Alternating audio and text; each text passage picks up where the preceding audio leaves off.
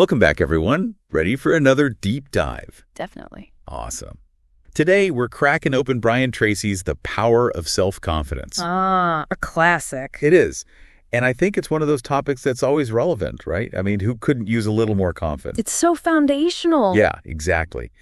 And what I really appreciate about Tracy's approach is he doesn't just offer surface-level tips. No, he digs much deeper. He does. It's like he wants to help you build that confidence from the ground up. Speaking of which, he starts off with a question that, I gotta say, kind of hit home for me.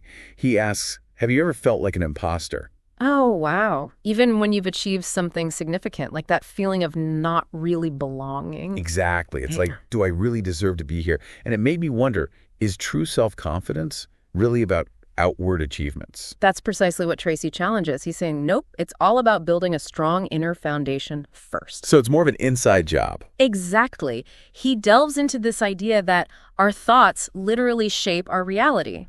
Have you ever heard of the law of concentration? What we focus on grows. So if I'm constantly dwelling on doubts, I'm basically feeding those doubts. Exactly. It's like giving them fertilizer. Okay, so how do we shift that focus? I mean, is it as simple as just like thinking positive thoughts? It's more than just thinking positive. It's about consciously directing your focus. It's kind of like, imagine you're shining a flashlight in a dark room. Okay, I'm picturing it. Wherever you point that light, that's what you see, right? Yeah. Our thoughts are like that flashlight. They illuminate specific areas of our reality. And Tracy says another key piece of building that inner foundation is aligning your life with your values. Values. I know Tracy talks a lot about those. He does. But why are they so essential for self-confidence? Because when your actions don't align with your values, you create internal conflict. And that eats away at your confidence. Remember that story he tells about the company president who's wrestling with a big decision? Yeah. Oh, yeah, the one where he knows what's ethical, but he's afraid of the consequences. Exactly. That internal struggle. That's what we want to avoid. It's like you're battling yourself. You got it. So true. It reminds me of times when I've had to make a tough decision, but deep down, I knew it was the right thing to do based on what I believe. And afterward, I felt this sense of, like, okay, I did the right thing. Exactly. That's integrity. And it reinforces your confidence. It's like that feeling of being solid within yourself. Absolutely. Okay, so we've got this inner foundation.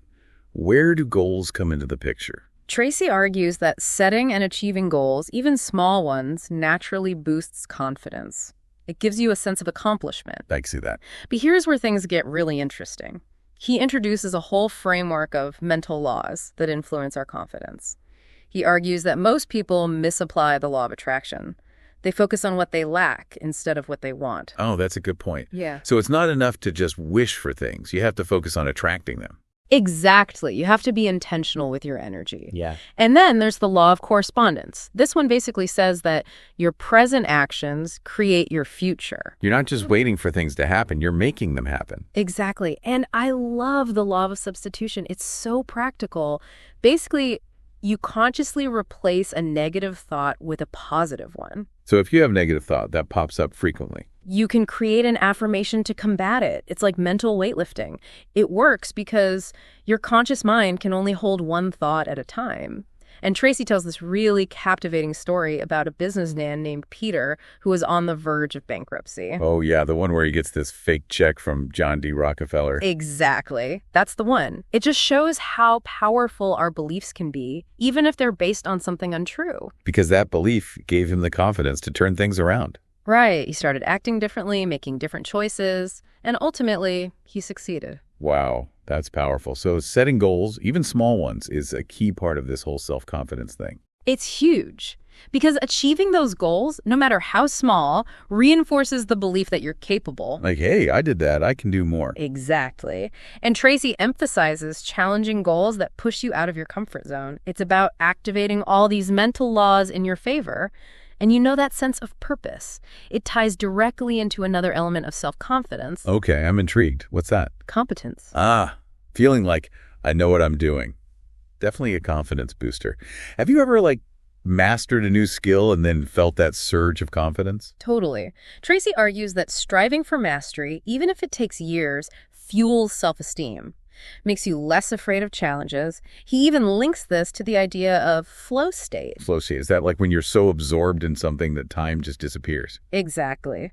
Tracy says achieving flow is connected to having clear goals, setting challenging standards, and always looking for improvement. So it's about being engaged in the process of getting better and better. Right. And it reminds me of that story about John, the salesperson with zero experience who became incredibly successful. Yeah, he just dedicated himself to learning and improving. It really shows how much we can achieve with consistent effort. No doubt. But let's be real, even the most confident people face setbacks. So how does Tracy address the inevitable challenges? Now, that's a good question, because setbacks can really knock you down. Right. But Tracy has these really interesting insights about how overcoming adversity actually strengthens your self-confidence. So it's not about avoiding challenges. It's about developing the resilience to bounce back. I like that. So it's more about how you handle the tough times. Exactly. He says our ability to triumph over adversity shows our character and our self-confidence. He even mentioned some research from Stanford that found crisis management skills to be a major predictor of success. So basically, being able to function well under pressure, it's like a superpower. Wow. But how do we develop that superpower? Is it something you're born with, or can you learn it? Tracy believes it's a skill you can develop. He suggests mentally preparing for potential challenges, like brainstorming solutions ahead of time. It's like having a game plan ready. So instead of getting caught up in the negativity, you're already thinking, okay, how do I fix this? Exactly. It's about being proactive. He also talks about the power of reframing setbacks, like seeing them as opportunities for growth, kind of like Arnold Toynbee's theory about civilizations thriving when they adapt to challenges. Interesting. So if we shy away from challenges, we don't grow.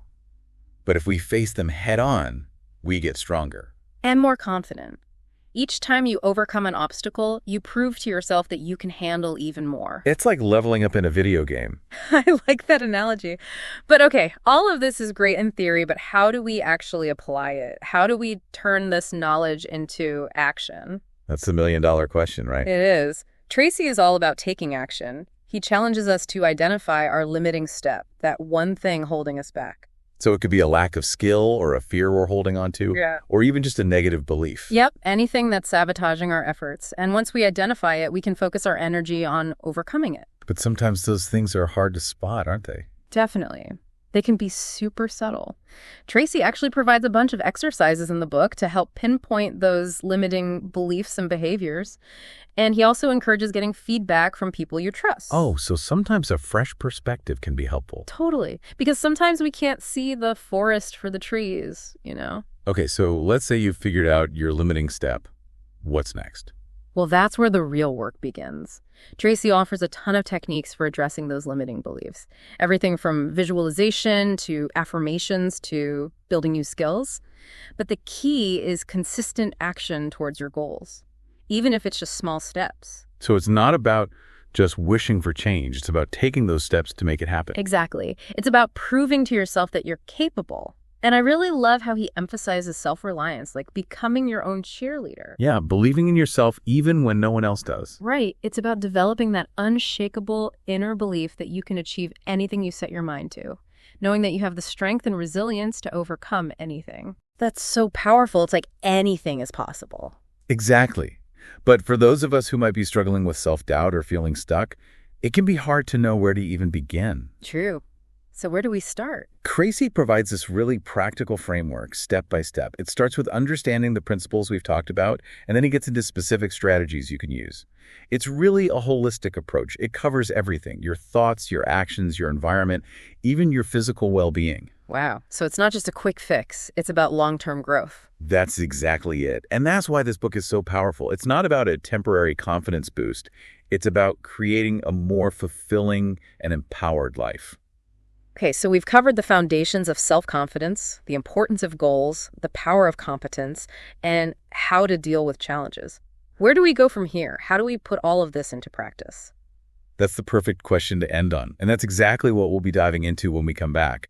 We'll be exploring some of the practical techniques from Brian Tracy's book that you can use to start living the life you truly desire. Okay, we're back, ready to wrap up our deep dive into Brian Tracy's The Power of Self-Confidence. We've explored the principles, the foundations. Now let's get to the good stuff, the practical techniques. How do we actually cultivate this unshakable self-confidence? Well, Tracy offers a whole toolbox of strategies, but one of the most powerful, in my opinion, is visualization. Oh, visualization. I've heard of that. Yeah, it's about creating a vivid mental picture of yourself achieving your goals, almost like watching a movie in your mind. So you're not just thinking about it, you're really immersing yourself in the experience. Exactly. Feeling the emotions, seeing yourself succeed. And the key is to practice this regularly, especially before those big moments. It's like mental rehearsal for success. Like athletes visualizing their performance before a game. Exactly. But of course, we all have those negative thoughts that pop up. So what do we do about those? Yeah, those can be tricky. That's where affirmations come in. Tracy's a huge advocate for them. Those positive, empowering statements about yourself. Okay, so you're basically replacing those negative thoughts with positive ones. Right. It's like rewiring your brain for success. And remember, it might feel a little weird at first, but keep repeating them and they'll start to sink in. So it's about consistency. Consistency is key. But, you know, it's not just about our thoughts. Our environment plays a role too. Oh, that's interesting. How so? Well, Tracy emphasizes the importance of surrounding yourself with positive, supportive people. You know, the people you spend time with, they really have an impact on how you see yourself. I've heard that saying, you're the average of the 5 people you spend the most time with. Exactly. So surround yourself with those who lift you up. And on the flip side, try to distance yourself from anyone who brings you down. Create that positive bubble around yourself. Exactly. And don't forget to take care of your physical well-being too. Exercise, eating well, enough sleep. So it's not just about our mental and emotional state, it's about our physical state too. Tracy argues it's all connected. Taking care of your physical health actually builds resilience, both mentally and emotionally. It's like all these pieces work together. They do. And it all ties back to taking responsibility for yourself. You're in control of your life, including how you care for yourself. Makes sense. But I know we can't always avoid negativity, right? How does Tracy suggest we handle those encounters with difficult people or situations? He calls it the mental game.